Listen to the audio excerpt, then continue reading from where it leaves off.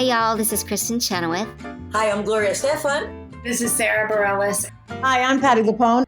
This is Lin-Manuel Miranda. You're listening to the Broadway Podcast Network.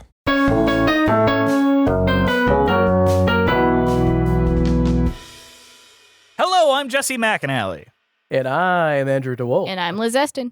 And welcome to Musicals with Cheese, a podcast where I try to get Andrew and Liz to like musical theater. And you guys, I think it's time to say the king has returned and then play dramatic music.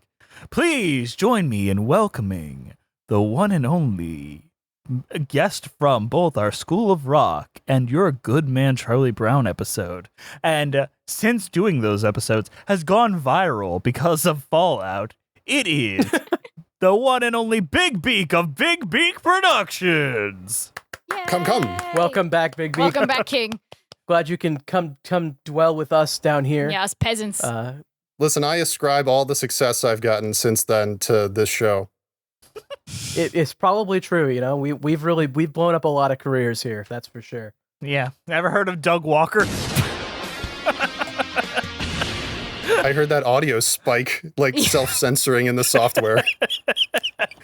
It's because it's a little blip there, so when in editing, I know to add the. I'll say this. So when I came on for the You're a Good Man Charlie Brown episode, I had like months to prepare. I had no time to prepare for this one. The last one, I had like drops, I had like sound bites, I had clips. So Andrew, I'm just going to rely on you to do all of this in post, all of the inserts that I want to make. I do it all. You got to send me the inserts though if you have them prepared. Oh, there's just one insert. I only have one, but it's going to be used 1,000 times. Oh God. Wow. Oh boy. That's like my video. It's just relentless. It's just like I'm punishing the audience for watching it. Truly, you have some of the most well-edited content ever put on the internet. I am truly a fan, and as someone that has been on the internet and able to meet people whose content I really respect, you're one of like maybe 6 people I've met who are as good a person in real life and equally as funny as they are in their content.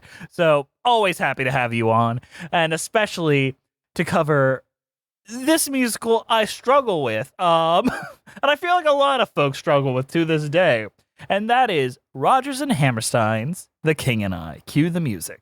Getting to know you, getting to feel free and easy. When I am with you, getting to know what to say. Having to know this, suddenly I'm bright and breezy because of all the beautiful and new things I'm learning about you day by day. So The King and I is a musical written by Oscar Hammerstein II, with music and lyrics by Richard Rodgers and Oscar Hammerstein II, based on Anna and the King of Siam, a fictional-ish rendition written by Margaret Landon. The King and I opened on Broadway on March 29th, 1951, with a wide expectation of a hit by the press and public. The productions lasted 1,246 performances and closed on March 20th, 1954. And at the time of its closure, it was the 4th longest-running Broadway musical ever. The plot of The King and I is Welsh school teacher Anna Leonowens travels to the... Leonowens. I'm sorry. I watch these shows and I listen to the music. I'm not smart. Welsh Listen, school if you teacher... can't get Leonowens, you're going to have a hell of a time with the rest of these names. Honestly, the other ones seem easier. Welsh school teacher Anna Leonowens travels from England to Siam to serve as governess to the king's many children. Their clash of wills and the lessons they learn from each other are examined in this Rodgers and Hammerstein musical based on Leonowens' account of her experiences that was later basically debunked. Well, it wasn't just her account. It was specifically her son's, who was in this musical, you know, allegedly. I'm told he's in it somewhere. So The King and I, we have had you for a couple shows, none of them really a classic musical in this way. What is your history with Rodgers and Hammerstein, Big Beak? So I know that you asked me to do this kind of, as like a gag, but I actually have a very long history with this musical. This was probably my mother's favorite musical growing up. So I had seen the 1954 Yul Brynner movie a lot. 56. Oh my God, kill me right now. Just shoot a bullet out of the screen. Just shoot me in the face. No, Sound effect. Pachoo! Sorry, Big Beak. Doug Walker comes in and shoots me. That's what you see before you die. No, but I had seen the movie before, and I think about it from time to time, specifically the scene with the map. And I don't really know why. Every now and then, just something about the movie will pop into my head. I watched the film when I was younger. It never caught on to me the way that Carousel and Sound of Music and all the other Roger and Hammerstein hits really kind of stuck around with me. I feel like this is at a point in their career where their partnership is strained, emotionally fraught, and they're working with a lot of big personalities, and it kind of got beyond them. They are kind of playing the hits a little more than you'd kind of expect for folks that reinvented the genre, especially this being their follow-up to South Pacific, which won the Pulitzer and is like a really big hit. I can see how this is kind of returning to form, having a little bit more of plot-based songs, having a lot more kind of, I won't say jokes, but a lot more comedic beats, intentional comedic beats. And I think it all lives and dies by Yul Brynner. And once Yul Brynner kind of left this world with the most ominous cigarette commercial I've ever seen, a lot of the charm of the show does kind of dissipate for me. I know a lot of people live and die by that recent Kelly O'Hara production, but doesn't really do it for me. So now let's move on to Andrew. This is your first time watching this show. What did you think of it? It definitely has that classic musical kind of feel to it. There's definitely some things that are similar to how I felt about South Pacific. But I feel like, honestly, I kind of like this one. It's just kind of a fun show. I love the king as a character in a way. He's just kind of a fun goofball, I guess. Was your favorite part the part where he like almost whips his sex slave to death? Not that part. Not that part. That one part, a little bit less fun, a little bit less goofball. Well, depending on which version you watch, the animated version, it was just his servant. Well, we're gonna. I've got. Well, Liz, what did you think first? Okay.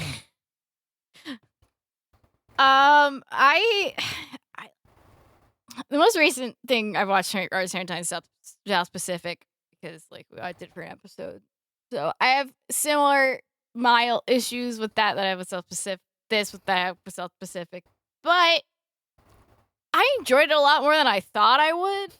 Like, there's parts of it that are kind of like fun and stupid. Like all the tiny children there's like 77 children. There's only like 15 on stage. I don't like the whipping of the sex slave or the subplot about the sex slave very much, but like the king is fun when he's not committing violence. And, like it has a good classic musical vibe that I kind of got like the first time I watched The Sound of Music as a kid, when I wasn't really thinking about how problematic it was about the Nazi part, because that's where my brain wasn't at when I was 8. Well, I don't think that it has anything positive to say about the Nazis. I will say that for it. Yeah, I will say it was very negative about the Nazis, but still, Nazis did just show up in the back half of the movie, and my mom still expected me to like it, so. I mean, I think that's actually good. That's an important contrast. Well, we can, this isn't the Sound of Music episode. Yeah, this isn't the Sound of Music episode. I could write a thesis about The King and I really could, and it kind of kills me that I only had a few days to kind of put my thoughts together on it, because I was really cooking on this. How dare you, Jess, invite me onto your show? Shame. Put Without the shame actually, no. Game of Thrones in. Sorry, I forgot to thank you. Thank you for having me on. Just edit that back into the beginning, please. Now you've done such a faux pas, time to whip you to death. Shame. So which versions did you all watch? Because I watched 4 versions in the 2 days that I had to prepare. You went full Jess with this. I watched the original Yul Brynner film, and the 2015 production with Kelly O'Hara, and the 1999 animated film by WB. And you know- Andrew and I watched the Kelly O'Hara version, and I skimmed the 1999 one. I don't know what Andrew I did. watched with the it. animated one. Yeah, I I haven't skimmed watched the it whole thing. pretty hard. It's I rough. watched the 1956 Yul Brynner movie. I like how we say Yul Brynner instead of the Anna's The character. actress who's That really plays the tells main you a lot about that movie. Well, I- it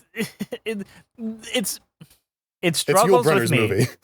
It is because the actress Gertrude Lawrence, who did it on Broadway, died while doing it on Broadway. Yeah, Just to be clear, it's Deborah Kerr in the movie. yeah. For those who do not know.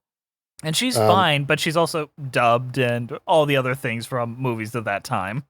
Yeah. Well, I watched that one. I watched, the 2018, PBS Masters, whatever recording Jess sent me. Mm-hmm. I watched the 1999 movie, the Rankin Bass produced, nonsense. And then I watched probably the best adaptation I've seen, which is the Family Guy adaptation of The King and I. Okay. And right now I'm just going to ask Andrew to edit in when Peter says, I am Anna of the planet England. Well, We I must feel come to like fight. everyone needs to see this, so why don't we? It's like a minute long. Nah, we got the time. Siam, 2015 AD. The city lies in ruins after the Ninth Nuclear World War. It is a grim future with lots of explosions and partial nudity. A future where an oppressive new king has seized power. Only one man can stop it. No, one machine. I am an automaton nuclear neo-human android. You may call me Anna. I am a robot ninja from the planet England who is here to destroy you and free this land from your tyranny. I've been expecting you, Anna. Allow me to introduce my Siamese children. I will not be swayed by your attempts to confuse my programming with your all-female sex orgy. We must kung fu fight. So be it, Anna. Though they tried to defeat me, they can all just freaking eat me, 'cause he blew all of us away. In the planet of Siam, there's no one as tough as I am, just as surely as Poland was gay.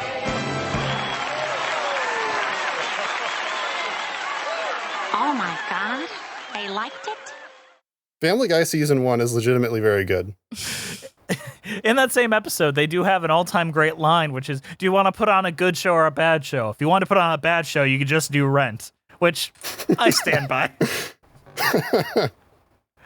Peter, you can be a producer. Peter. I love Mexicans. I'll do it. There's some good stuff. But back to King and I. Yes, that is one of the all-time great adaptations of The King and I. Zero That's notes. definitely the least racist adaptation. I will say this. Yeah. Peter looked at the script and he's like, what if this wasn't racist, and like kicked ass? And he made it. Peter Griffin, of all people, was the person who made it not racist. Well, that's season 1 Peter. Season 22 Peter would have like flown to Thailand and made like a Jeffrey Epstein joke. There would have been slurs. There would have been, like, Yeah. yellow-faced. Yeah, he would have made it more racist. Well, how about the director of almost every Alpha and Omega film? He decided to add more racism and make every voice actor white. The direction of the Fox and the Hound. The director of the Fox and the Hound. Oh, really? Oh, yes, it was. Yeah, no, he had like a career. More importantly, Anyway, he was no, the director of the Swan Princess trilogy. So That's way more than a trilogy now, I think. yeah, it's like a quadruple. Laura Crone like has a a- good video on It's it. like Watch a that. nonology. He is directing ones all the way up to 2023. You know what? You found your niche. He's and still For you, working. man. Yeah, it good wasn't for The him. King and I, but he found it. Okay. So I saw all 4 of the the productions, and I have to say I do think that I like the Yul Brynner one the most. And we can kind of get into why, Yeah, let's. But, why don't you dive into even- that? Like, even though half the panel hasn't watched it. Yeah. We can figure shit out. I was going to say, so let's start with a plot summary as I do in all of my videos, which are, just hack YouTube summarizations. Oh, we do it way better here. Yeah, let's dive right in. Don't forget to like and subscribe, smash that like button. And this Ring is the brought to you bell. by Dollar Shave Club. Now it's like War Thunder. This is brought to you by War Thunder. This is brought to you by World of Warships. The King of Siam couldn't turn back the British gunboat, but you can in the new World of Warships update. We now have King of Siam skin. You can be the king. And it's one from the 1999 movie. It's not even Yul Brynner. Wear Yellowface in game. Oh my fucking Oh god. my god. Look just like Yul Brynner. So I kind of have like mixed feelings about Yul Brynner's portrayal of the King of Siam. I do think that like he is probably the best king that I've seen. Yes. Which is a little bit unfortunate, but because he was not, He was definitely Asian, not. but he was also like he was born closer to Bangkok than Ken Watanabe. Like I don't know where we're supposed to like draw the line from. Like I don't know if like a Japanese guy playing a Thai guy is better. I don't really know where this all comes from in terms of like the cultural zeitgeist about like casting. So I don't really. I Sorry, go ahead. defer to smarter people on that as well. Yeah. I know that there is this like, if you're Asian, you get cast in 3 plays. You get cast in The King and I, you get cast in Miss Saigon, and you get cast in what was the third one? Madam Butterfly? Oh, maybe. But Allegiance. Alicia. yeah, like there just aren't many roles for, Asian actors on Broadway, unfortunately. Which makes it kind of like I feel bad that I like Yul Brynner so much in the role because of that. And I feel equally bad that no one has really been able to kind of recapture the magic, though a lot of people have played that role. Yeah. In the same way, he played that role not only just in the film, not only in the Broadway show, but he did the TV series Anna and the King playing the same role. Yeah. It kind of defined him. Like 3 he shaved his times. head for the role and he just never grew his hair back because that was his look now. And it's compelling as an actor because he's not a good singer. Like let's be clear, he is not singing the role very well, and he never was thought to be. And he's one of the few actors who won the Tony and the Oscar for the same role. It was definitely for acting. The role itself, I was kind of listening to the songs and I was like, this isn't really like singing in the way that like Anna's part is singing, capital S singing. His is more like if they had invented like rap or hip hop, in the 50s, if they were that cool, that's what he would be doing. Talk singing. He like yells his lines too. That's like the louder I am, the better people will think I am, But that's the character. It was kind of true. That's true Yeah. sometimes. Yeah. That's the character. He's all That's how bluster. I Arnold do want to Viazzo start fame- with the plot for the people that have not seen The King and I. But the problem is there are 4 different plots for all 4 adaptations. It's changed as time has gone on, but the basics are we got. Should I run through the one that I Yeah, saw? Go right ahead, and then we'll have Big Beak do the Yul Brynner version and point out your inconsistencies. Okay, I'll try not to go too long since we have to go over a couple. The main thing is there's a woman named Anna who is from England who is sent a letter from the You're already king wrong. of She's from Siam. Wales. Okay.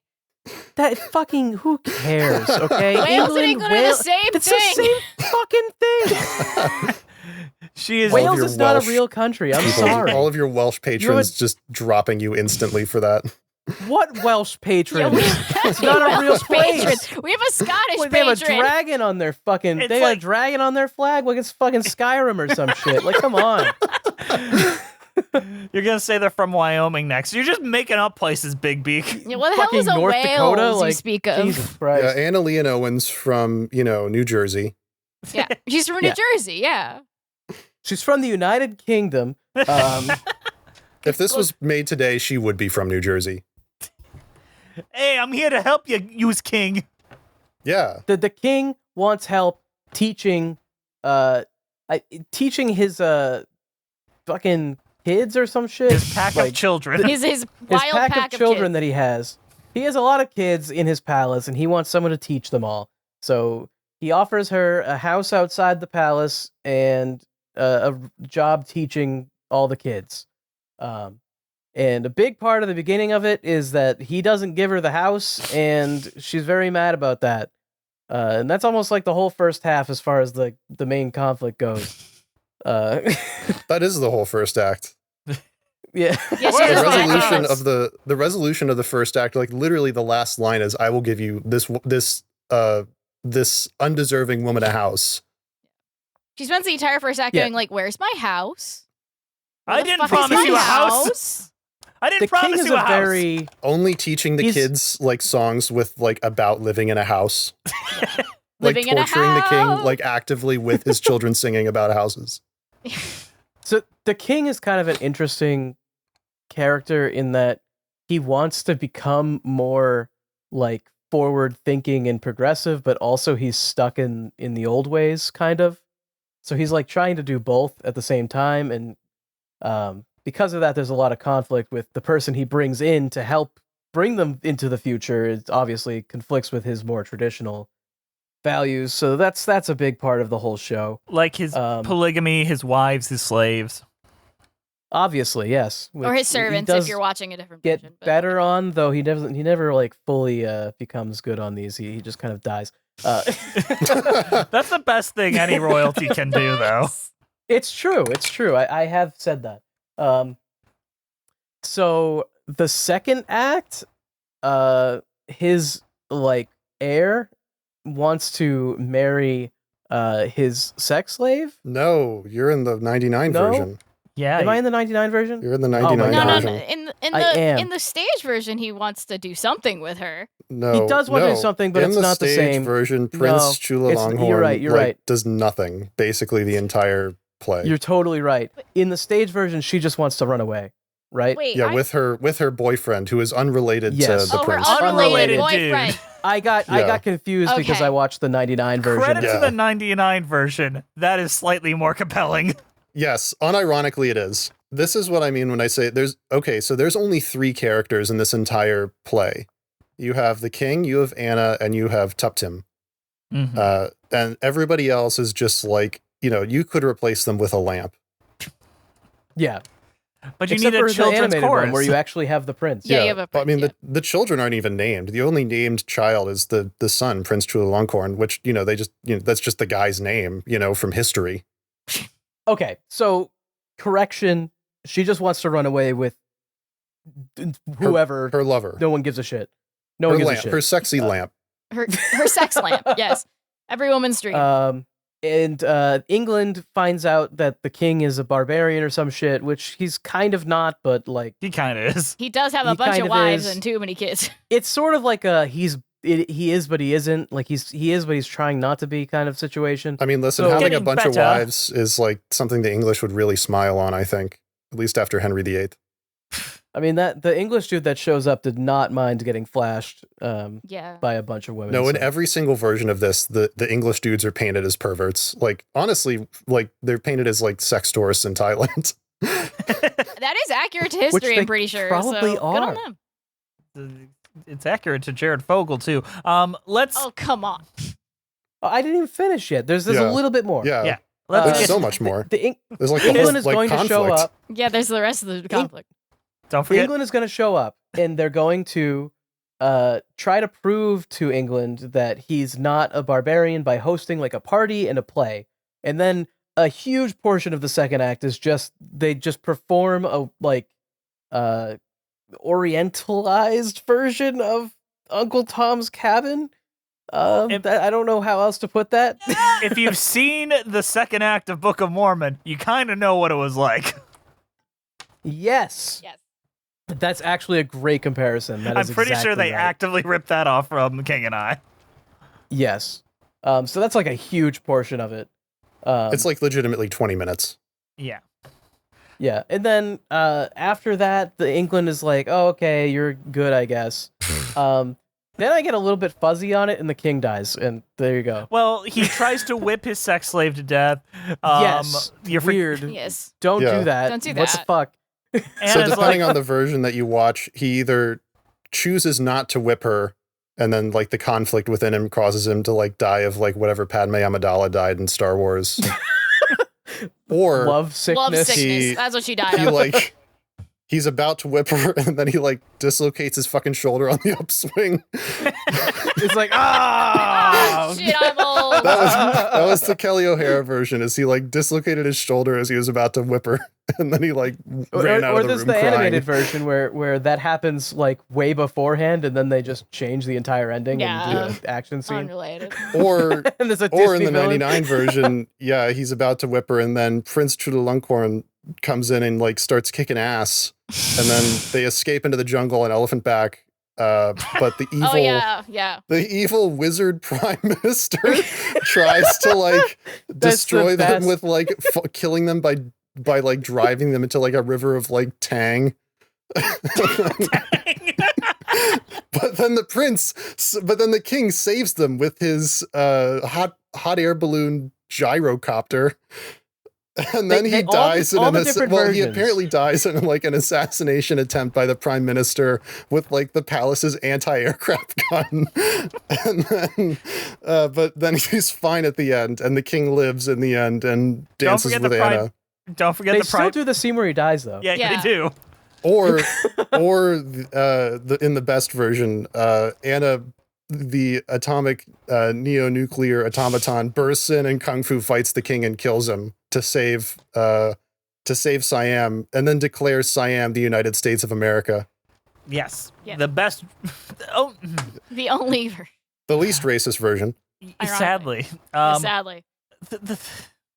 the show kind of falls off a rock at a certain point, where there are moments where I'm like, this is compelling. Specifically, like, I love the scene where he is like to his heir, like, you are now king.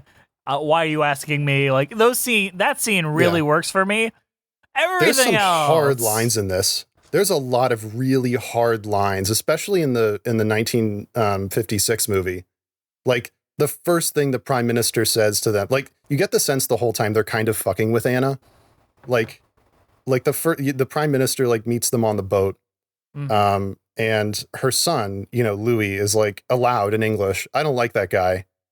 And the prime minister, who up to this point has communicated exclusively in Thai, now says, in foreign country, it's best you like everyone until you leave. That line goes incredibly hard. Yeah, there's a lot of hard lines in this. I mean, the whole premise of the musical is basically, ladies, you can fix him, the musical, but there's a lot of like really good moments in it, I think. And honestly, the king is definitely the most interesting character that I've seen from any of the Rodgers and Hammerstein musicals that I've watched, which is only like this and The Sound of Music and Cinderella. I think you gotta throw Carousel into the mix, because Billy Bigelow is also very complex, very complicated, very difficult to like in the same way as the king. Though I'd say the king is portrayed in a way where you're supposed to kind of feel that way about him, where I'm not really sure how you're supposed to feel about Billy Bigelow. Well, this is Yeah. one of the differences between the 1956 movie and everything else, because the 1956 movie is, I would say, the most complete version that I've seen, ironically. There's a line in that one where, so there's this whole subplot, basically, where Tup Tip is reading Uncle Tom's Cabin, and they're learning about, like, the Civil War in America, which is ongoing at the time the play is set. And, the king is talking about Abraham Lincoln. And he's like, I agree with Mr. Lincoln. Slavery is very bad. And then the prince kind of stands up and he's like, but what if the masters don't want to free their slaves? Like, what if my dad and I don't want to free our slaves? We got slaves. And they kind of don't have that line in any of the other ones. Like, they don't really highlight the hypocrisy of the kingdom very much in the future productions that I watched. I feel like it's a little cowardly, but also a little. This show really kind of wants to make white people look good. Sadly, I feel like It's that's very white savior. I don't know if I agree with that.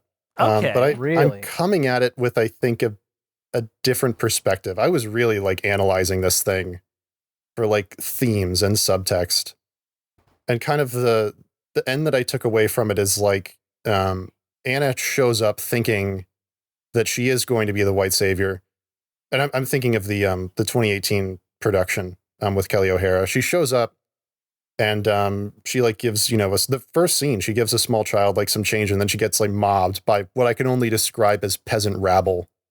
And they're all like dressed in like brown, and they like look very menacing. And I thought what they were going to do was they were going to have scenes later where she goes out into the town and there's more color in like the costumes, and, people are, behave differently. Like, I thought that we were going to like experience kind of her prejudices melt away from the perspective of the audience too. And they kind of did that with the boat scene at the end where she's going to get on the boat and they're like at a festival and everybody's kind of like wearing like white and doing like yoga in the background. But I don't think that they really like hit it the way that I really wanted them to. I think that there is like, I think that we have yet to see the best possible version of this play. I think that there is like, I think there are some really compelling ideas in this. And I think that, even around like the Uncle Tom's Cabin bit, which I thought was actually like almost prophetic the way that it happens, because essentially what they do is during, when the British show up to, figure out if they're going to, do some British colonialism while they're eyeing up, artifacts for the British Museum, they put on the play of Uncle Tom's Cabin, Tup Tip does. And I was, the first character she introduces is Uncle Tom, who walks out in what I can only describe as like Orientalist blackface. They put on a Tom show, which I thought was really interesting because, most people don't know this, but when Uncle Tom's Cabin came out, it was, a best-selling book and all that. But, it changed like the vibe of slavery across the. Well, everywhere. It changed the vibe of how white people thought of it, but it was. Most Americans did not read the book. Most Americans who experienced Uncle Tom's Cabin went to things called Tom shows, where people would, essentially do a play of the book, usually in blackface. And it would be essentially it'd be like a minstrel show, essentially, of Uncle Tom's Cabin. It was incredibly ironic if you really think about it. And that's kind of what I was thinking about looking at this whole play, even with like, Yul Brynner, like in Yellowface. I was like, this is, they're doing kind of the same thing. Like, they're taking this, this Tom show, this allegedly progressive production, which was, as we would look at it today, horribly stereotyped and, incredibly racist to put on the way they did. And they're doing it almost again, with The King and I and with, a non-white guy. And I was kind of like, you're close to saying something poignant with this. Like, you're almost there. Like, I think that it gets kind of muddled down in the love story a little bit, which I think is also very good. Like, I really like the love story between Anna and the king. I don't much like it between Tup Tip and, her lamp. Yeah. But I don't really, like, I might take that, like, in the 1999 animated one, it's the prince in Tup Tip, which I almost like more, because I feel like think they could that just keep that and just put that into an actual stage show. Yeah. Well, I just think make that the thing. Well, no, because this is what I like about Tup Tip. She is a good character in that she wants to escape slavery. I think that's a great character beat, and I think for her it's very important. It's not that she wants to find love; it's that she wants to not be a concubine in this fucking harem. Which is exactly what Anna says when she wants her house. She's like, I don't, in the 1956 one, she's like, I don't want my son raised in a harem. And they don't say that line in the other ones. But I'm like, Tup Tip, her thing, that if I was going to rewrite this, I would just say, she just wants to go. She wants to escape. I don't know where. And but it's also important that Anna like sees people in love, because that's kind of her story arc, is being open to the possibility of finding new love. Yeah. After the death of her husband. Beautiful songs ever written about it. Yeah. I don't know. I feel so conflicted because there's like a really great like production in here. There's a really great like theme. There's a really great like character study. And I'm just like, I'm struggling to find it. And that's why I wish I kind of had more time to sit with this. Yeah, because I was like writing like my thesis in my head and I was thinking about this and I'm like, I just can't like get on it right now. That's fair. And I'm looking at, while we're talking, I'm looking at the directors of all the last productions. Specifically Bartlett Sher, who did the most recent Kelly O'Hara production that we watched. He's one of the most boring directors still somehow working on Broadway. And I can say this as someone that has seen a lot of his most recent productions live. Camelot, To Kill a Mockingbird, My Fair Lady, Fiddler on the Roof, The King and I, and South Pacific, which we watched a few weeks ago. All done by him, all kind of using Kelly O'Hara as much as they can. And they're some of the most boringly staged, undramatic, basically like, let's just do the show again, but offending as few people as possible without any dramatic conceit. I want someone with a take, like Big Beak or anyone else. And I feel like that's what's the struggle. Like, I know we pull on this a lot.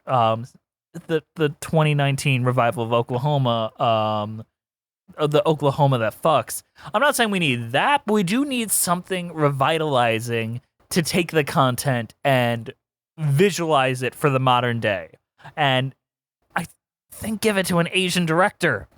Yeah. I think that's actually kind of important because I think that they would have a lot to say about it and a lot to say about it from like the perspective of race, which is a hugely, you know, that's a big thing. I would also give it to like an Asian woman director if you could, you know. Or I'm going to pitch this just because it's in the top of my head. I recently, a few weeks ago, saw Telly Leung's production of A Little Night Music at the University of Michigan.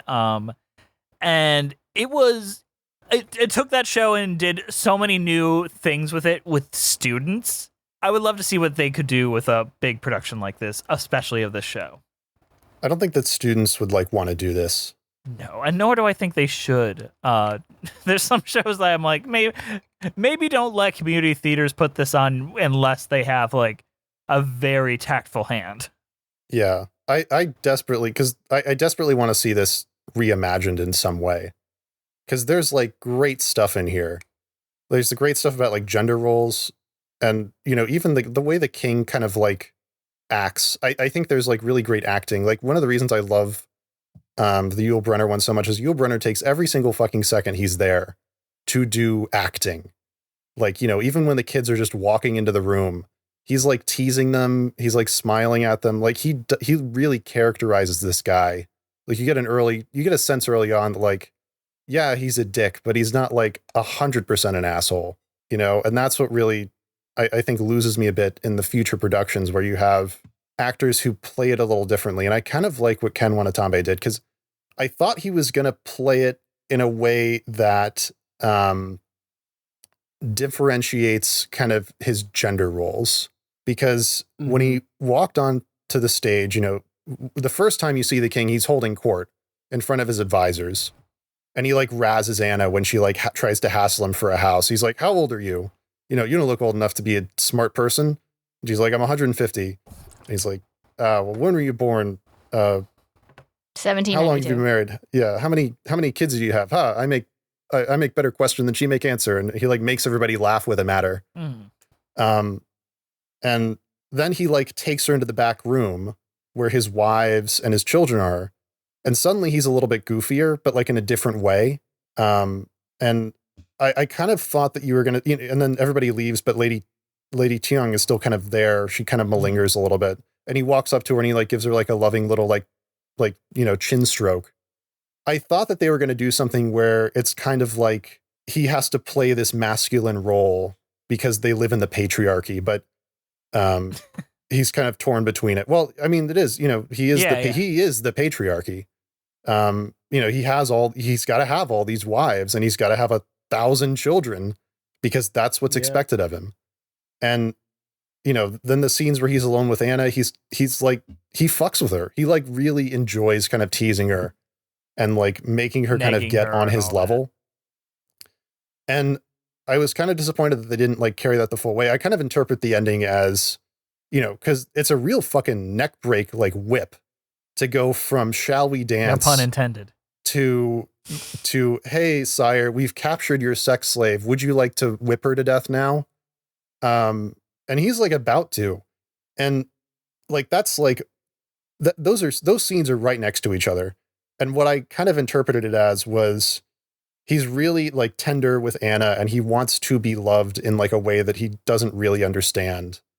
But then like his boys show up, and now he's got to be the patriarchy again. So I don't know, like there's stuff in here. I just want to see like somebody like actually like focus on that. Because I think that it's all very unfocused. It's all kind of in the background, and I'm sure I'm making up a ton of it. I'm sure like maybe I'm giving the production too much credit. That's just what I'm seeing. You know, maybe I love the show so much. I just like want it to be good. I don't know. Well, I mean, that's all fair and good, but you're failing to talk about how that impact is in the 1999 version. Well, the 1999 version is like That's the 1999 version, and I was saying this to my wife yesterday, is two separate movies that have been like shuffled together because like it starts on the boat and then the Dragons. Then the Crowler home is like, let me use my magic wizard powers of illusion to I'm sorry, appear did you mean dragon. Rasputin? He's Oh just my Rasputin. God, you're right. He's just Or did Rasputin you- from the Anastasia movie. Or did you mean Jafar? Yeah. I feel like it's definitely Jafar. I 'cause think they it's also more brought back- Rasputin it is because of Jafar. the comical sidekick that Oh, is well, Jafar's more got like the Iago. bat from Anastasia. Well, Okay, remember, we'll talk about the sidekick. I got some fucking words to say about this what are you guy. talking about? He's really representative. He's totally not he's- racist. What about the monkey? Oh yeah, the monkey. What Oh my about God, the yeah. elephant? What It about starts- everyone's honest- side character? You know, honestly, Lewis has like way more to do in the cartoon than he does in the play. Yeah, because Like, he's it's dealing with a actually monkey. impressive. It's actually impressive how much more characterized like some of the cartoon characters are compared to the stage play. Like, can we just get to the part where they whistle a happy tune to get rid of a fucking dragon attacking their boats? I've not paused. They watched it, finally but I've heard gave that's us a how reason Game of for that Thrones song. season 8 ends. I paused it I'm and it triggered. looked like Anna had like no survival skills. It looked like she was like the dragon's behind her and she's whistling, just like smiling, like la la la la. Like, So it she's looked like, I whistle a happy tune. Like she's crying. Oh no, she's they like needed cheerful. a reason for that song to exist. Yeah, she should be crying. Honestly, should be but then crying. they show up and the prime minister meets them and he's just like British. He's legitimately just fucking British. Well, one of them And just my sounds wife like an was like- American pop boy. So He sounds like he's like a British villain because all villains are British and all British Yeah. people are villains. I'm sorry to tell you this if you're British.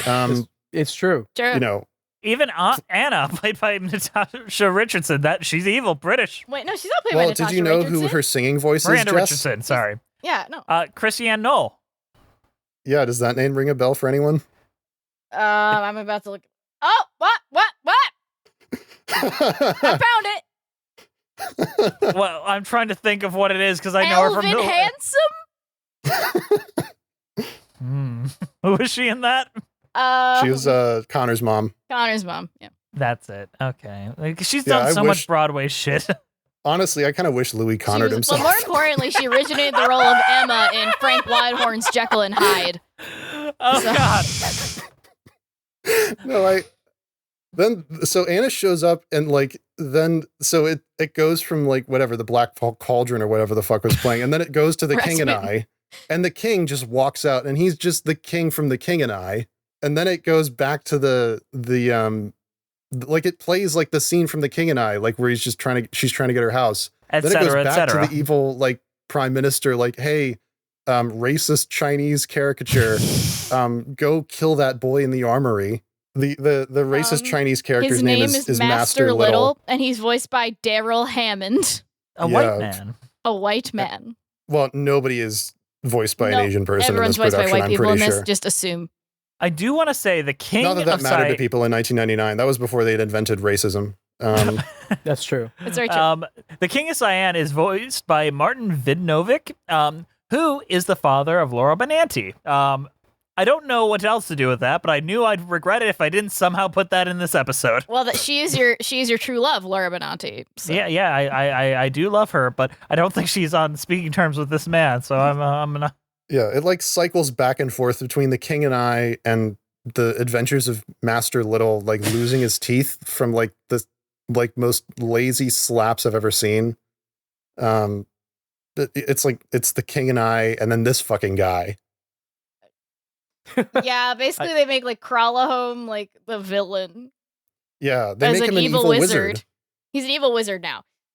How much And, porn and is then there the of king him? like has like a real like hot air balloon fetish. He's like he like, I feel like he he's has like more I've than invented that. hot air balloon. I don't Well, know. because he loves the Oz the Great and Powerful. It's like canon. He like put a propeller on it. He's like flying it around like it's like a gyrocopter. So I do want to talk about how this affected the Roger and Hammerstein estates. Oh boy. They in a 2019 interview, Ted Chapin, president of the Roger and Hammerstein organization, said he considered allowing this movie to be made his biggest mistake in terms of granting or denying permission of any Rodgers and Hammerstein works.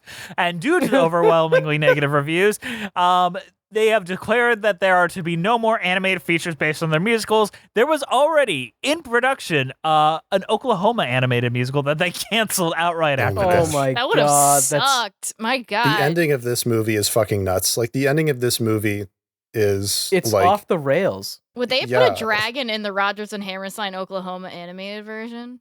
I think they I how would. would can they only do that? hope. What would be the Disneyfication of Oklahoma? Well, There's okay, a what- dragon. What would be First. the country music? No, it's got to be something else. It's got to Oh, be like a fuck. dust storm, like a dust monster. Yeah, dust monster. There's an evil wizard, obviously. Judd, Judd, cut Judd down is Judd is an an evil evil wizard. Curly trips a lot. He's the same. But I think the woman Judd has would be no played personality. Who gets an um, animal sidekick and what animal They is all it? do. They all get an animal sidekick. It's by. assumed. Well, they're on a farm. Like, Yeah. of course, Curly has a talking horse. Then Judd Lori has has a like goat. Lori has a goat. Judd Judd has has a Master goat. Little. He's back from the last movie. Wait, what do you mean he has him? I've kidnapped you, sidekick. Master Little. I As a hope you to side- find. This is sidekick. Okay. As Thank a you for sidekick. clarifying their relationship. I was a little bit worried there for a second. Don't worry. They're lovers. Oh, thank God. Uh, Oh, there's progressive. That's progressive That's now. progress. That's like the best Disney representation you're gonna get, honestly. And the ending is instead of Judd doesn't die, Judd like disappears into smoke and then they get married with no conflict. no, he accidentally ends up in jail by tripping into the jail cell and says, "Oh, darn it!" And then they sing Oklahoma. Yeah. Speaking of opinions, how about we compare our opinions to those of the real critics over on Letterboxd.com? It's time for the Previews Letterboxd game. For those of you just joining us for this first fuck. episode, what? You're not ready Nothing. for this? You're not ready for this? I'm never ready for this. All right. You got this, Beak. I these lost the are- last one. I always lose all the time, so You won, it's okay. you won the last one. Shut I up. was Liz. listening to the re-edit of the last one, and it's like we never announced like who actually won. We got It's a cut fake off by game. the. It's, Yeah. it's not a real game, Big Beak. Don't worry. There's no stakes. We ran into the North Tower. Oh, Jesus Christ. So these are real Letterboxd reviews that are either a 1-star or a 5-star, and Andrew and Big Beak are going to go head to head to see who can guess it. I'll take Big Beak. Liz, you want Andrew? All right, Sure. hold on. I want Liz. Okay. Oh my God, I'm honored. Why No do you one think I cheat? No one wants to work with me. I'm kidding. Fine. Andrew, you're ready. I'm ready. Always ready. This movie is so racist, it makes Rob Schneider from 8 Crazy Nights look like Ki Kwan.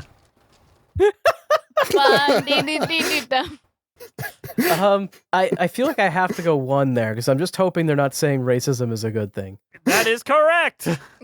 Okay, good. Jess, are you saving this long one for you or? Yes, I want to do that one. I want to do it though. Well, go for it. It's your choice. Oh no, I'll let you do it. I don't think you'll deliver it as well as I me. don't think but I will. It's very funny though. Well, have some confidence. What is that? All right. Are you ready, Big Beak? Yeah, hit me with it. Yul Brynner is still the hottest bald guy who has ever walked. That's 5 stars. That's correct. All right.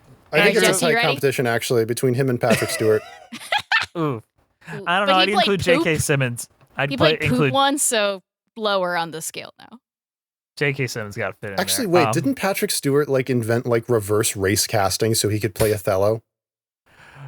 More like fellow white don't- man?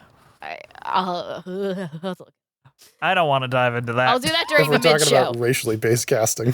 Ugh. Yeah, you can cut all this, Andrew. Andrew, you ready? I'm ready. The king, titties out, flexing constantly. Ripped? Who, me? I mean, ... I can bench 250 pounds, but like, I don't work out, doing 500 push-ups in 10 seconds. I was born like this. I've been drinking energy drinks since birth. Protein diets are for pussies. The grind never ends, etc., etc., etc. 4 tongue emojis. I mean, that's a 5-star review if I've ever seen one. I mean, come on. That is a 1. What the fuck? That was the long one that Liz didn't want to read. I get why she didn't want to read it. Tongue emoji. I think I saw the phrase protein drinks are for pussies, and I'm like, maybe I should read this one. That's one of the things that I noticed in the Yul Brynner one that like Ken Watanabe like doesn't do is all the guys in the 50s were just constantly like sucking in their guts and puffing out their chests as far as they would go. Because like that was before they invented like, you know, like steroids, so nobody was able to like actually get like swole to the level they wanted to. Liz, do not read this one. Why okay? not? There's reasons. Okay, we're skipping it? Just skip that one for Big Beak. Okay, cool. All right, are you ready, Big Beak? Yes. Laid the groundwork for modern white feminism, even in the 50s. Their minds, OMG. Okay, well, it's a question if somebody on the internet is sexist or not, is really what this question is asking.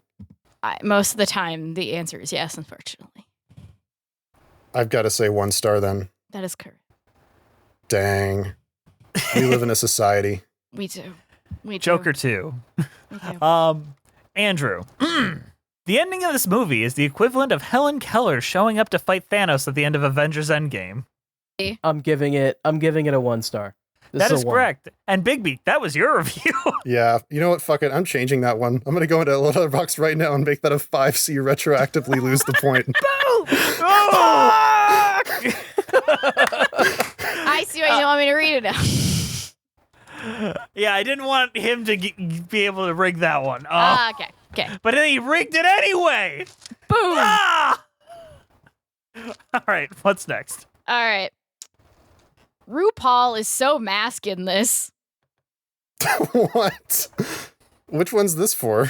66. I actually don't know. 66? There was a 66 version? Sorry. 50. I don't know where I got 66. Oh, Order 56? 66. Yeah, 56. I'm going to say 5 stars. That is correct. Andrew, you could tie this up right here. I'm ready to do it as well. Slept on hard. Slept on hard. Could mean variety. Gotta be the 99 one. Actually, no, that's gotta be the Family Guy one. And The Family Guy one is its own page. All right, I'm gonna give it 5, though you might be trying to trick me out, but I'm gonna give it 5. That is correct, and you have tied the letterbox game. Wait, Good job. what do you mean he's tied? You're That both means- losers. That means you both win, in my Aw. mind. It all depends on We how both lose. optimistic you are. And how do you Since feel there's about no letterbox winner, games? since there's no winner, we're both losers. That's how it works. The only That's winner is America. the guy who wrote that the King Titties Out review. I don't know. That screams lady to me. That's- That screams lady commenting on mail. That screams very horny gay man to me. Oh, maybe. So. Well, speaking of very horny gay men, how about we go into a mid-show and talk about our patrons?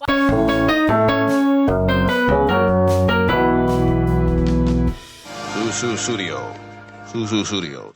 Hey guys, sorry to interrupt you in the middle of the show, but we've got a shill at you. Today's show is brought to you by the extremely kind donations by our donors over at Patreon. Andrew, what's Patreon? What's going on over there? What's happening? Oh man, Patreon's where you can go if you want to get extra content, or I guess ask us to say things, or see our episodes unedited with all the extra footage that is inevitably going to get cut from them. I'm sorry, but this is a long one, so it's gonna have some. Yeah, there's a bunch of shit. Honestly, one of our best things to look at is our School of Rock episode unedited where we have probably one of the best jokes our show's ever done that we just could not Can't put into publish on the actual internet episode. because we'll get canceled. Honestly, if we're so going to get that's a canceled for great anything, it's reason. going to be this one. We are a little bit racist in this one, just a Tiny bit. We also have Just a a tiny Patreon only bit. podcast where Jess and I are attempting to cover Has Been Hotel. Jess hates it, so that's why I haven't recorded in a minute. But we're gonna get back to it. I'm going to go through our current patrons, which is a pretty long list. So here we go. Our current patrons are Danielle Renix, Jess the Stampede, Ewan Cassidy, Monica Thoreau, Brent Black, Nathaniel Stacey Coombe, Mary Lou Choquette, John Vanals, Russ Walker, Musical Hell, Emily Gracie, Kyle Summers, Janae C, Scoot and Technicolor Dreamcoat.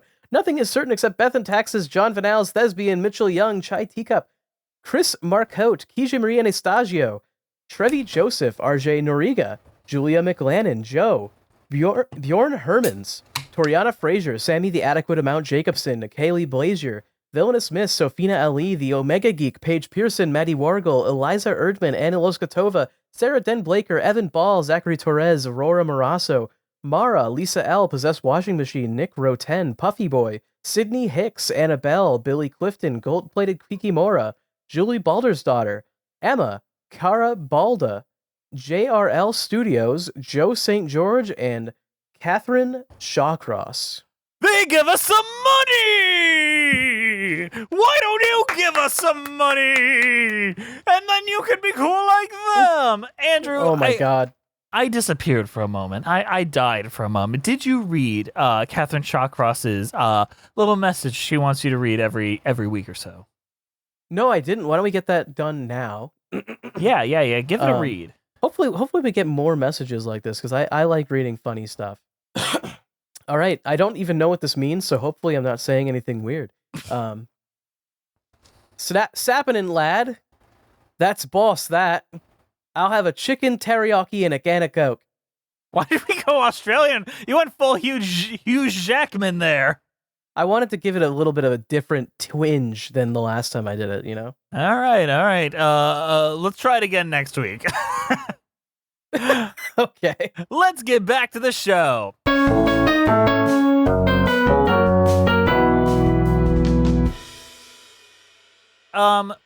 So do you whistle a happy tune occasionally? I do. I don't know about the rest of you. Whenever I feel afraid, I hold my head erect and whistle a happy tune so no one will suspect I'm afraid. While shivering in my shoes, I strike a careless pose and whistle a happy tune, and no one ever knows I'm afraid. The result of this deception is very strange to tell, for when I fool the people I fear, I fool myself as well. I whistle a happy tune, and every single time the happiness in the tune convinces me that I'm not afraid. Make believe you're brave and the trick will take you far. You may be as brave as you make believe you are.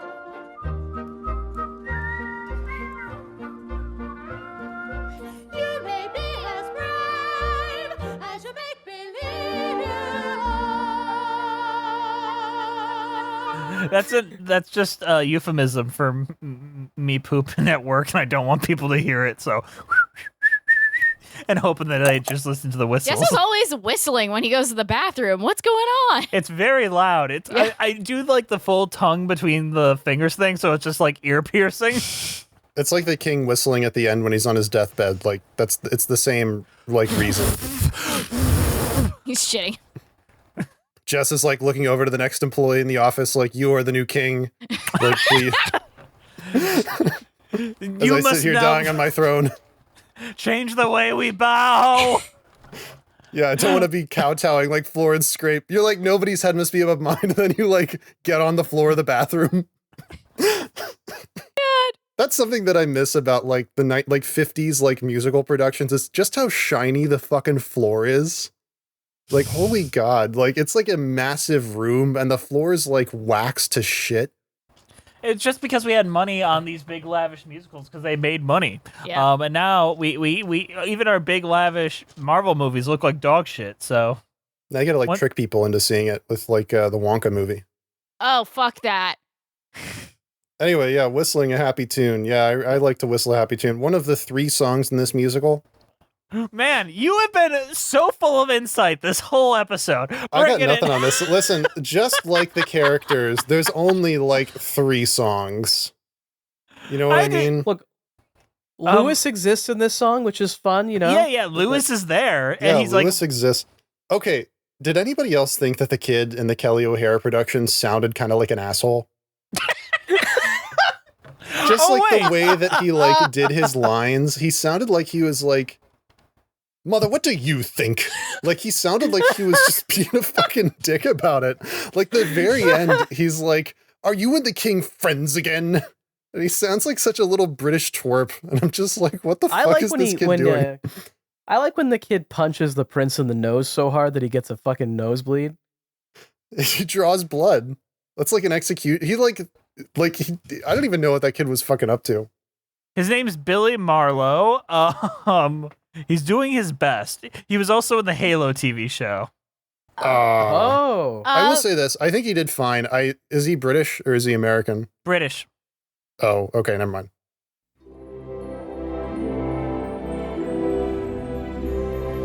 Hello, young lovers, whoever you are. I hope your troubles are few. All my good wishes go with you tonight. I've been in love like you. Be brave, young lovers, and follow your star. Be brave and faithful and true. Cling very close to each other tonight. I've been in love like you. Hello, Young Lovers. One of my favorite Rodgers and Hammerstein songs ever written. Really? Why's that? I just think it's beautiful. It's got lyrically, it's probably one of the more actual poetic songs, and it's summing up Anna's entire belief system for the rest of this. Gives a good backstory to her and shows the why she's so compelled by everything that happens in Act 2. I think it does a lot of groundwork.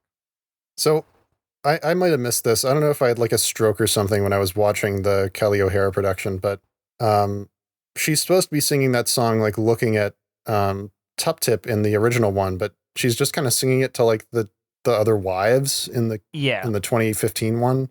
And then 2 scenes later, Tup Tip and her sexy lamp are meeting up after Anna said that she's quitting, and they're like, "Anna said she's leaving. What are we going to do? We can't meet without her." And I'm like, did you guys have lines together at any point before this? I think that they kind of messed up the flow a little bit with the new production, and I'm not really sure why or even how they managed it. I don't know if like I said, I don't know if I had a stroke or if the recording cut out or something, I just didn't notice, but it seems like I was trying to watch these individually. Mm-hmm. And individually it's do you guys even know each other? In the original play, Anna facilitates their interactions. But in this one, I don't think she does shit for them. She stands around, definitely. She sings her song, and she's Kelly O'Hara. No, she at some point but she's not singing it to them or about them even. She's singing it about her dead husband. Yeah, what'd you say, Liz? At some point, she catches them in Act 2, right before they run away. Yeah, she says, "The king's pissed at you, you better hoof it." Hey, you better get the fuck out of here, you idiots. And then the king is mad because she knows the information about the running away girl. So there is Honestly, a mild interaction. The sexy lamp was really dumb for just telling her, "Hey, we're going to escape tonight, between the hours of 12 o'clock and 11 o'clock, and we're going to go on this boat down this river. And anyway, thank you so much. Here's my social security number.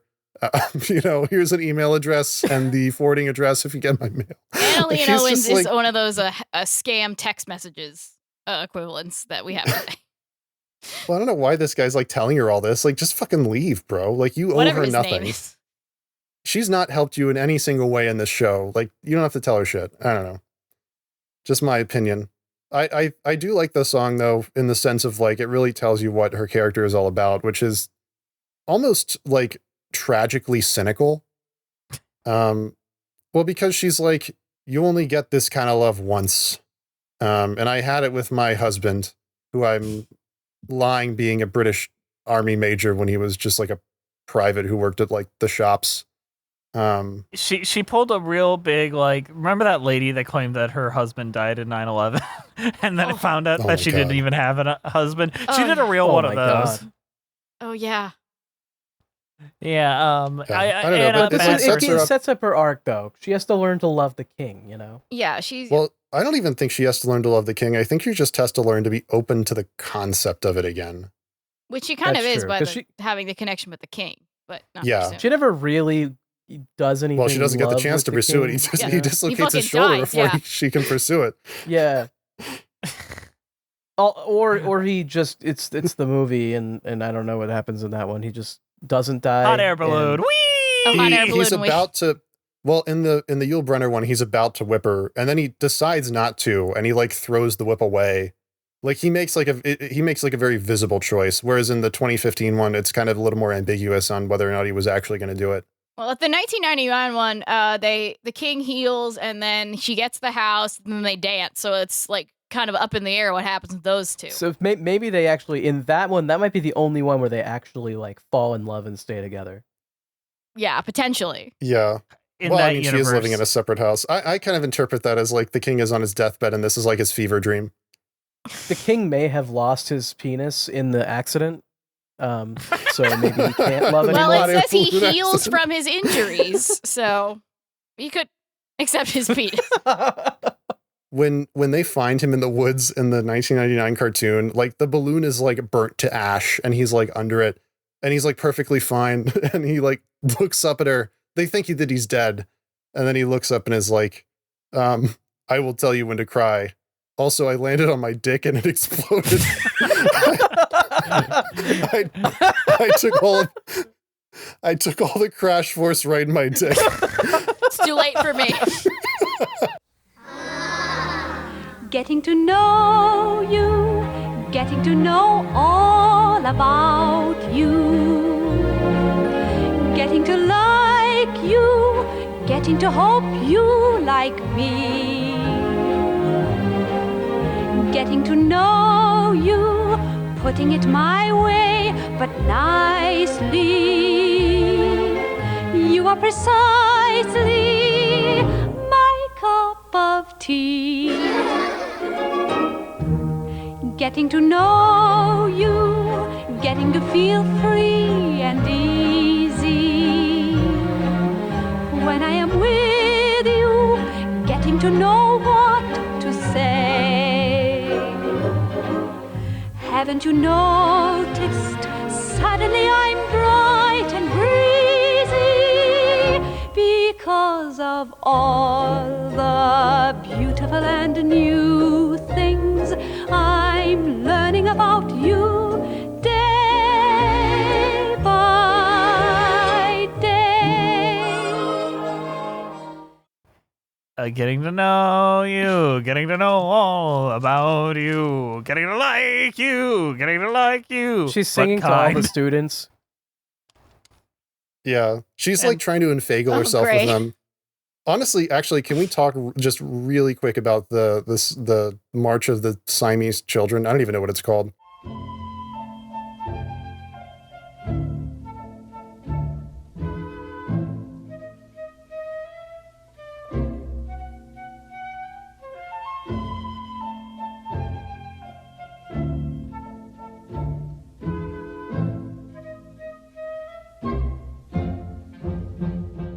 Like this, the king just kind of like is like, Anna's like, I'm gonna fucking leave. You haven't given me the house. And the king just rolls up like, look at how cute my kids are though. Like you can't say no to them. And he like marches them all in front in like this like really long instrumental march. It's like 5 minutes.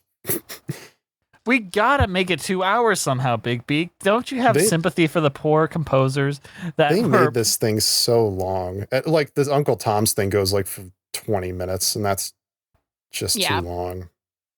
My favorite part, because I reread the chapter on In Something Wonderful, the Rodgers and Hammerstein biography this morning, and getting to know you only exists because someone's like, we don't have any big chorus numbers in Act 1. Can we put one in, please? They're like, we don't have a reason. I'm like, she teaches a class, and little kids sing. Come on. And then they threw that hit in. it with 2 minutes of fan dancing, and then the Mercator projection of the map that shows Y'all them know the- Jess hates dance numbers, so. Oh, well, then he must have really hated that Uncle Tom, or I'm sorry, what is it? Small House of Uncle Thomas. Yeah. Also, a version of this song was performed on Sesame Street in 1994. Getting to know you? Yes, This is it was definitely like the most like PG song in Would the you world. like to guess which character sang it? Yes, Elmo. No. Andrew. I feel like it's one of the human characters. No, it's a puppet. Big Beak. Okay. Oh, it's got to be my cousin Big Bird. No, it's Count Von Count. It's a song called Getting to Count You. I hate it. That is literally the least expected person to sing that. Okay. Yes. That Count needs to like take his meds. Yeah, there's a bunch of just little children sitting by him being like, what the fuck are you doing, man? Why are you counting us? Yeah, And- I don't know. I will say this, in the animated one, they like during this song, they take the kids like out on the town.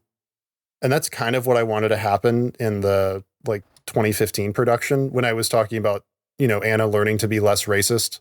I thought that she was going to take the kids out on the town and like actually experience like the country she's in. Yeah. But she doesn't, it's a stage show. They can't like have two locations. It sounds like we're really, really praising the 1999 version. We're really putting a lot of there's, praise like- on this version. Well, we desperately crave a reimagining, and that's the only one that actually did it. Yeah. Isn't that sad? Do you guys know the name of the director of The King and I, 1999? His name is literally Richie Rich. Absolutely not. What? Oh yeah, His name is Richard Rich. Richie Rich. Yes. Dick Rich. Yeah, Dick Rich. Dick Rich. Dick. And per my name, the king needs to lose his dick in the third act. It's very important. Because it's a fate worse than death, if you ask me, Yeah. Dick Rich. Because I am rich with dick. We got to talk about Shall We Dance, though. Shall we dance 1, 2, 3, and. on a bright cloud of music? Shall we fly? 1, 2, 3, and. Shall we dance? 1, 2, 3, and. Shall we then say goodnight and mean goodbye? 1, 2, 3, and. Or perchance, when the last little star has left the sky. Shall we still be together with our arms around each other? And shall you be my new romance? On the clear understanding that this kind of thing can happen. Shall we dance? Shall we dance? Shall we dance?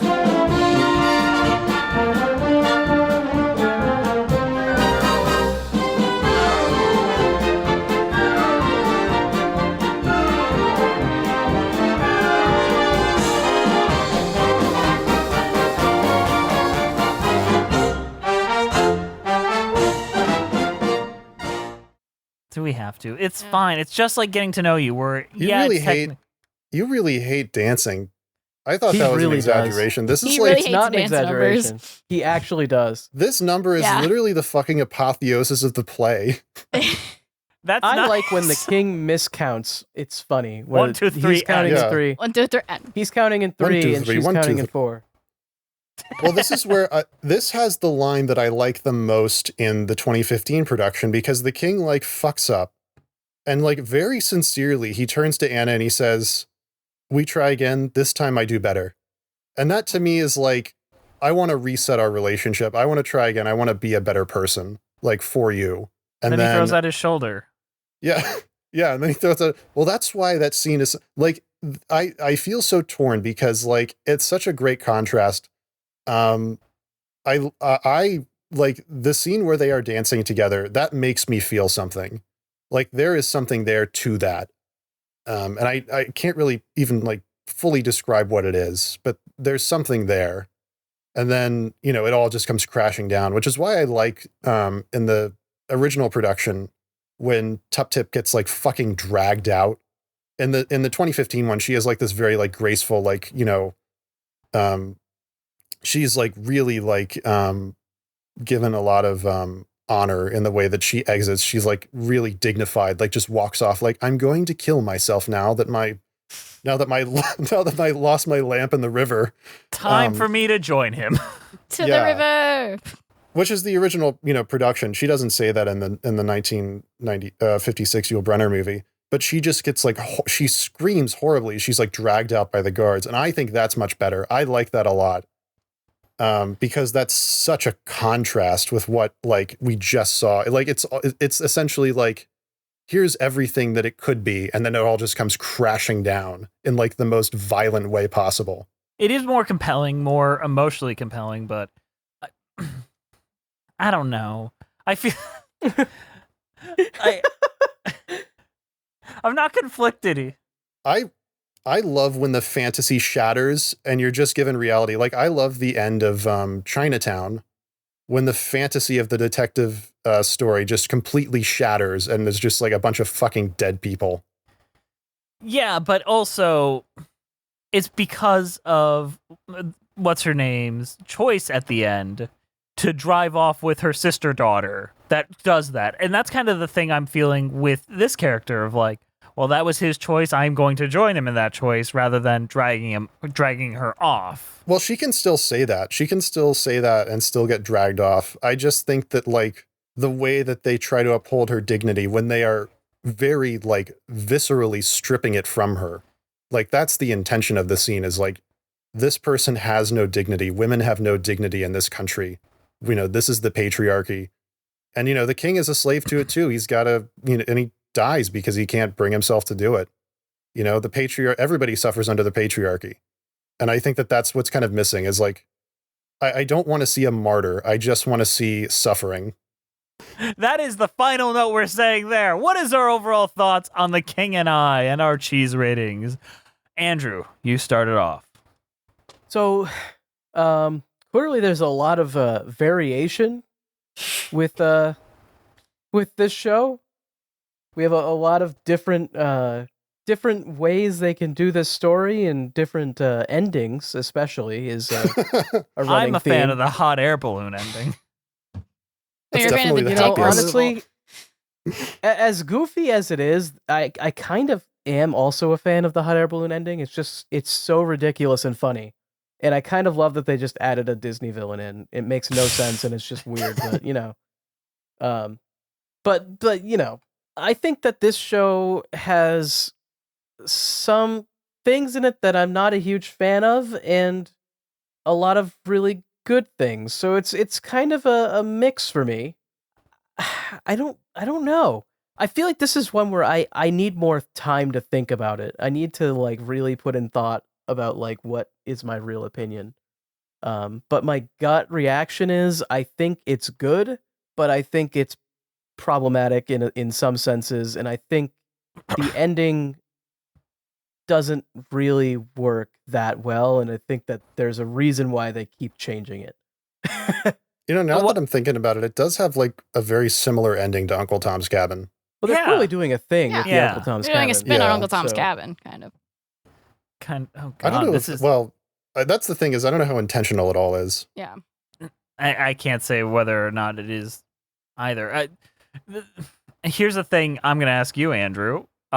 Sure. Where does it fit in your Rodgers and Hammerstein ranking? I think on my Rodgers and Hammerstein ranking, I'm going to put this... It's either bottom of B or top of C, like above South Pacific. I'm going to say bottom of B. I'm going to be nice. Okay, and that to remind folks, his ranking is Sound of Music, Oklahoma, Carousel, King and I, South Pacific, and Do I Hear a Waltz? Yes. I think that I generally enjoyed most of this. And I love that there's a just absolutely bonkers animated version as well that is just terrible. But it's fun to talk about though. So like this has something that some other shows don't have in that as well. It has the a charm it's impressive of that cheese. Peter Griffin was able to put that animated one on so quickly too. It's true. Yeah. Like Peter, and he was able to take out so many elements that weren't good.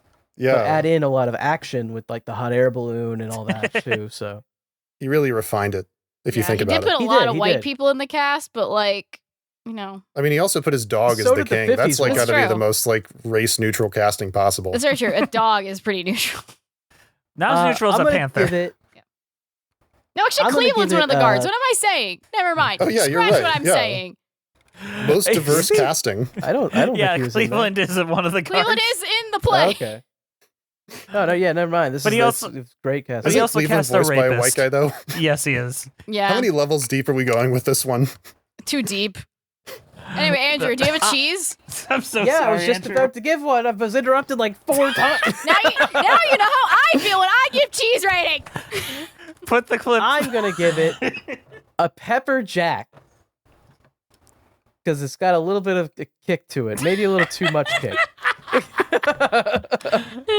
Thank you, Andrew. Yeah. Big Beak, you're next.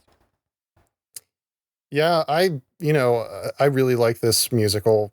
I don't know if I like the musical or if I just like the concepts that I see in it. I want it to be better, be better, King and I, please. Like there's something here. There's something worth working on.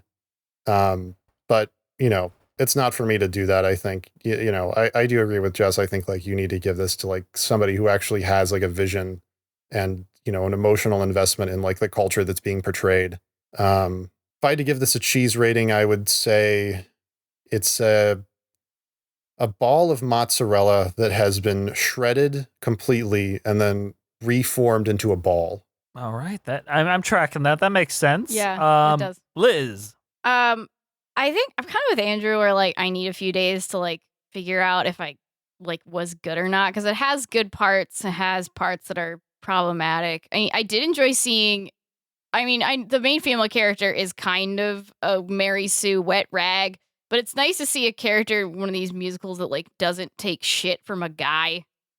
She's like, yeah, fuck you, King. I want a fucking house. Like, sure, it's annoying she keeps repeating it, but at least she's repeating it. Like, she's not taking shit. But there's parts that work, but it's clearly it's like Big Beak said, like this works, but it needs to be workshopped to shit still, which is why there's a version with Yul Brynner, there's the stage version, there's one with the dragon whistling and the dick removal hot air balloon. Like there's so much going on here that I think we just gotta give it to someone and they just gotta clean it up. But I enjoy it for what it is in my current state of having watched it earlier today around 11 a.m. So, I haven't had a lot of time to sit on it. So I'm going to give The King and I King's Feta. That's a good choice. So in this time reading, apparently cheese is not a big cultural staple in Thailand. Yeah. It's very difficult to make it there because of the heat. So there is no like cultural cheeses there, like the way that there are in other places. But there are a lot of cheesemakers there trying to find like the actual. Oh, it's like Castro trying to make ice cream. Kind of, but also Thailand has an 84% lactose intolerant rate. Not a very profitable business model. That's very profitable Honestly, business that's to do, there's the angle. You find a lactose intolerant director. Lactose intolerant, right? So I want to do this. I want to highlight Visanu Tatat Savadi, who owns the Bangkok institution Pan Pan, which is cheesemakers. Like any cheesemakers in Thailand, because my God, you're fighting up an uphill battle here. Props to you. Props to you. So that's my cheese rating. And King and I struggle with it the same as everyone else. I think it's some of Rodgers and Hammerstein's best musically, though. As a score, this is incredible. Like some of their best work, and it's when they were the most fraught in their interpersonal relationship. After doing this show, they broke up for a bit. Like they were not happy with each other. In a way that they kind of worked together, because Oscar Hammerstein would kind of write these lyrics and be really proud of them, send them to Richard, and he'll be like, that's fine. And he's like, no, I just wrote the best fucking thing I've ever done in my life, and that's what you're doing. So it was fraught. And the fact that they came together and made this, after all that, pretty cool. That's how I honestly, send maybe Jess that's anything. why I He's like, feel- that's good. And he doesn't give me any other feedback. You know, honestly, maybe that's why this feels so unworkshopped. Maybe that's why it feels like it had like somebody just had to think about it a little bit longer. Maybe. I mean, they did do a lot of workshopping, like out of town things. At least 20 songs were cut out of this show, like in productions, and Getting to Know You was added real late in the game.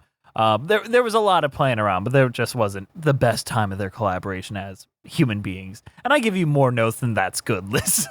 I know, I'm just joking. Jess gives me a lot of feedback. Good feedback. All right, Big Beak. You have gone viral since the last time you were on, so you have stuff to promote. Promote it for the world.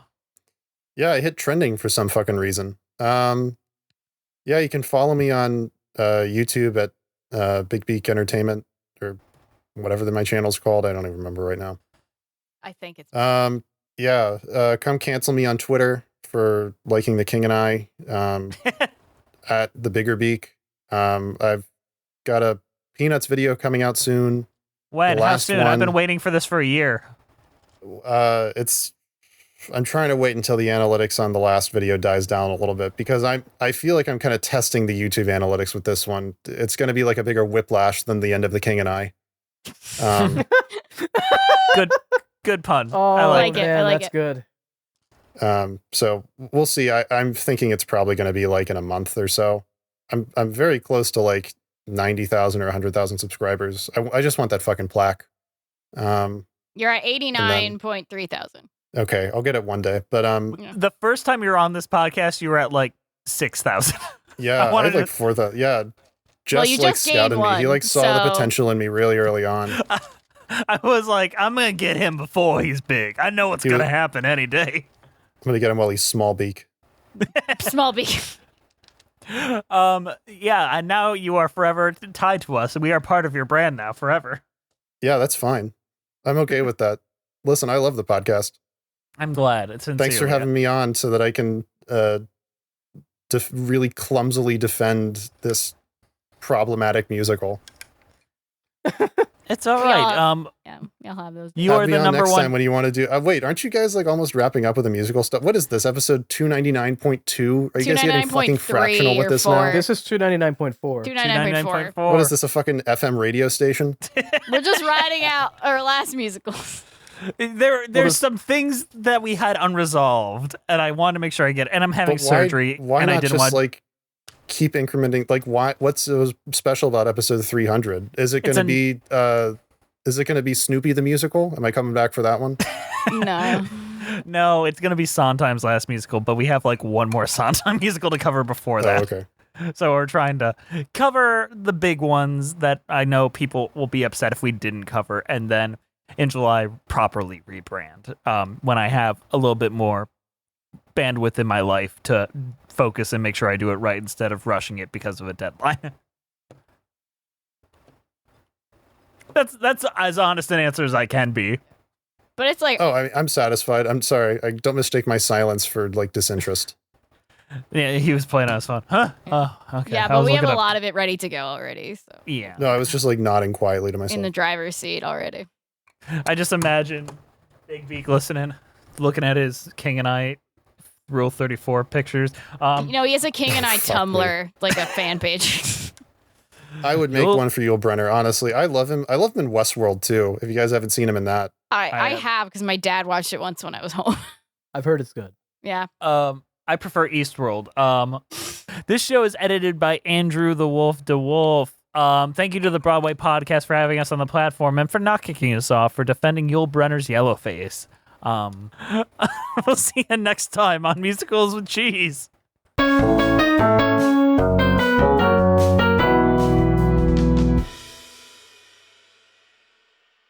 Getting to know you, getting to feel free and easy when I'm with you, getting to know what you say. Haven't you noticed? Suddenly I'm bright and breezy because of all the beautiful new things I'm learning about you day by day.